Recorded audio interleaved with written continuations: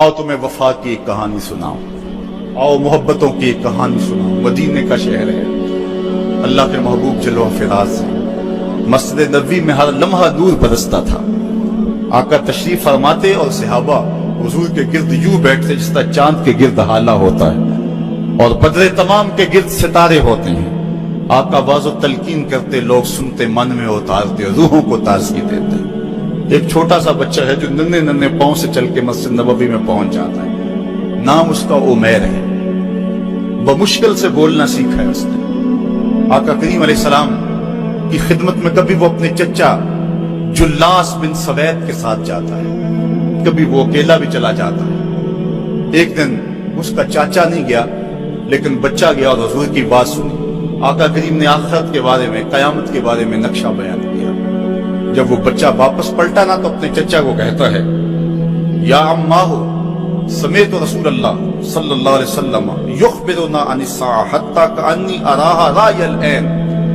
ऐ मेरे चचा, आज मैंने हुजूर को कयामत का जिक्र करते देखा है और हुजूर ने ऐसा जिक्र किया है कि कयामत का नक्शा मेरी आंखों के सामने आ गया था। ये बात जो है वो उस बच्चे ने अपने चचा को सुनाई, क्योंकि चचा आज गैर हाजिर था और बेटा चाह रहा था कि मैं अपने चचा को भी हुजूर की मजलिस से वो सुनी हुई बात बता दूं और जो महरूम हो गया इसकी महरूमियां दूर हो जाए। लेकिन उसका चाचा जुल्लास बिन सवैद अजली बदबख्त था। उसने कहा, वल्लाहि लौ काना मुहम्मदुन सादिकन लनहनु शर्रु मिनल हमीर। अल्लाह की कसम, अगर मोहम्मद सच्चा है ना तो हम गधों से भी फिर गए गुजरे। जब ये बात कही उसने तो उस बच्चे के पांव तले से जमीन निकल गई कि मेरा चचा क्या बोल रहा है। ये तो मुझे उंगली लगा के मस्जिद नबवी में ले जाया करता था और इसने ये क्या बात कह दी, ये तो मुनाफिक निकला।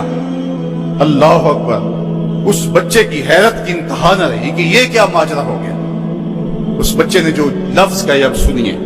उसने कहा, या अम्मी, ऐ मेरे चचा, वल्लाहि इन्नका कुन्ता मिन अहब्बिन नास इला कल्बी। अल्लाह की कसम, मेरे दिल को सबसे अच्छा अगर कोई लगता था बंदा तो वो तू था। मैं तेरे से प्यार करता था इसलिए तू मुझे उंगली से लगा के हुजूर की चौखट पे ले जाया करता था। मुझे इसलिए तू पसंद था, मुझे कायनात में सबसे महबूब तू था। वल्लाहि लक़द अस्बहता अलआन अबग़दहुम इला क़ल्बी जमीआ। और अब मेरी हालत यह है, जितना बुरा तू लगता है वल्लाह मुझे कोई भी नहीं लगता। या अम्मे अना बैनल इस्नतैन।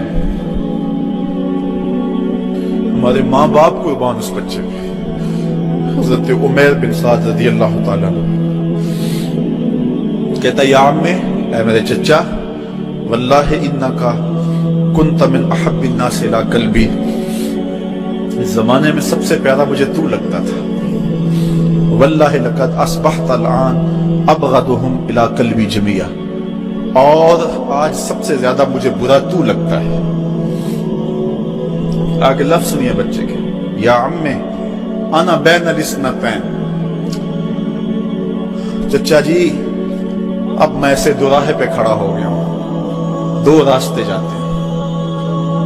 एक रास्ता तो मेरे लिए ये है, इम्मा अन अखून अल्लाह व रसूलहू फला उखबिर रसूल। एक रास्ता तो ये है कि मैं अल्लाह और उसके रसूल से खयानत करूं और जो तेरी बात है वो रसूलुल्लाह को ना बताऊं। एक तो ये रास्ता है कि मैं हुजूर से खयानत करूं, अल्लाह से भी खयानत करूं और जो तूने कहा है, जो तूने बदतमीजी की है, मैं वो बात हुजूर को ना बताऊं। व इम्मा अन उखबिर रसूला वलियकुम मा यकून। और दूसरा रास्ता मेरे पास ये है कि जो तूने कहा है मैं जाके हुजूर को बताऊं, फिर जो हो सो हो। बस अब मेरे पास दो ही रास्ते हैं। फकाला जुल्लास बिन सवैद, उसके चचा जुल्लास बिन सवैद ने कहा, अंता तिफलुन गिर्दुन ला युसद्दिकुका अन्नास फकुल मा शिता। तू ना समझ सा बच्चा है, छोटा सा बच्चा है, तेरी बात किसने माननी है, जा जो जी चाहता है कह ले। वो बच्चा उठा और हुजूर की मजलिस में पहुंच गया। हुजूर की चौखट पे हाजिर हुआ और वो बच्चा क्या कहता है, साहिबो, इन कानों से नहीं, इन जुमलों को दिल के कानों से सुनना है। और इस दुआ के साथ अल्लाह हमारी नस्ल को भी हुजूर का ऐसा प्यार दे, हुजूर की मोहब्बतें दे। वो क्या कहता है, या रसूल अल्लाह صلی اللہ علیہ وسلم الجلاس بن سوید خان اللہ و رسولہ، حضور جلاس بن سوید نے اللہ اور اس کے رسول سے خیانت کی ہے، وہو عمی، اور میرا چچا لگتا ہے۔ اگلے لفظ سنیے، وَقَدْ تَبَرَّأْتُ إِلَى اللَّهِ ثُمَّ إِلَيْكَ مِنْهُ، حضور میں پہلے اللہ کے حضور پھر آپ کے حضور اس سے بیزاری کا اعلان کرتا ہوں۔ حضور میرا اس سے کوئی تعلق نہیں ہے، میرا اس سے کوئی واسطہ نہیں ہے۔ میں اللہ سے بھی کہتا ہوں میرے مالک، میرا چچا سے کوئی تعلق نہیں ہے چونکہ وہ تیرے محمد کا دشمن ہے۔ حضور میں آپ سے بھی کہتا ہوں کہ میرا میرے چچا سے کوئی تعلق نہیں ہے چونکہ وہ آپ کا دشمن ہے۔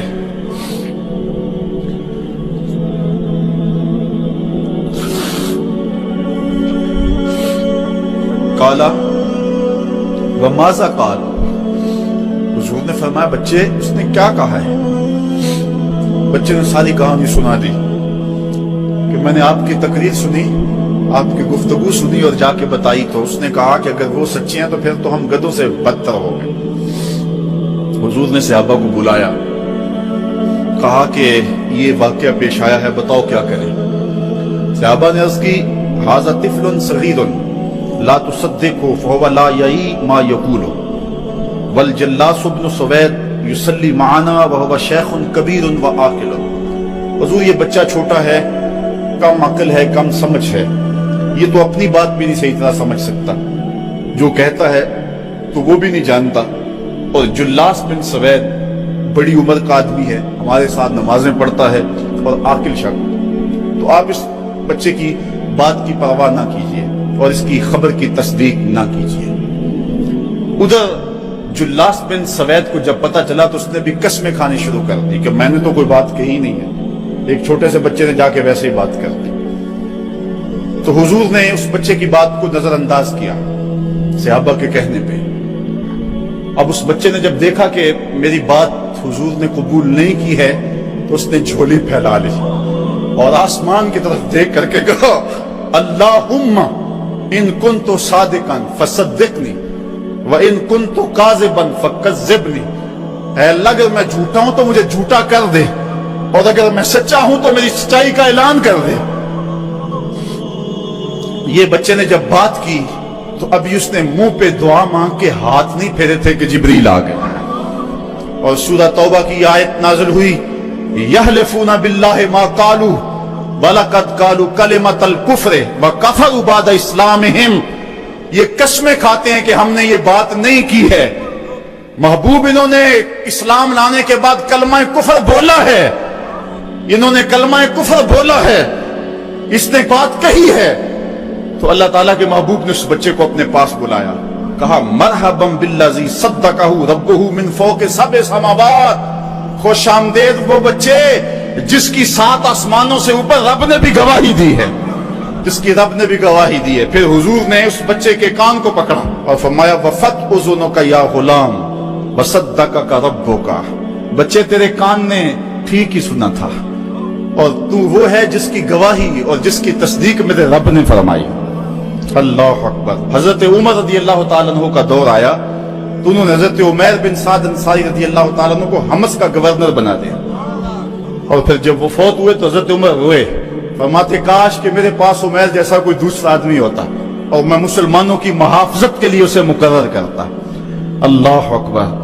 تو حضور علیہ الصلوۃ والسلام کی محبت اور حضور کے ساتھ وفا کا یہ رشتہ اور یہ تعلق اور یہ گہرا ربط اللہ تعالیٰ کی محبت کا بندے کو مستحق کرتا ہے۔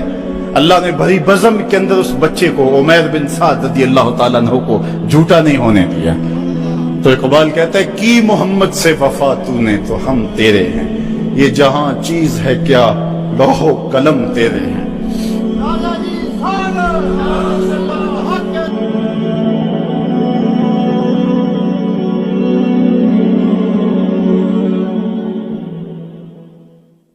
ستر ماؤں سے زیادہ پیار کرنے والا رب، 70 ماؤں کا زندگی بھر کا پیار ایک طرف اور مالک کی ایک نگاہ ایک طرف۔ اللہ اکبر۔ کتنے کتنے نکمے اور کتنے کتنے سرکش متکبر اور کتنے کتنے بدکار لیکن اللہ ان کا رزق نہیں روکتا، ان کا پانی نہیں روکتا، ان کی آکسیجن نہیں روکتا۔ وہ اگر چاہ لے کہ میں ان کو مجبور کر دوں تو 1 سیکنڈ بھی نہ کوئی نکال سکے۔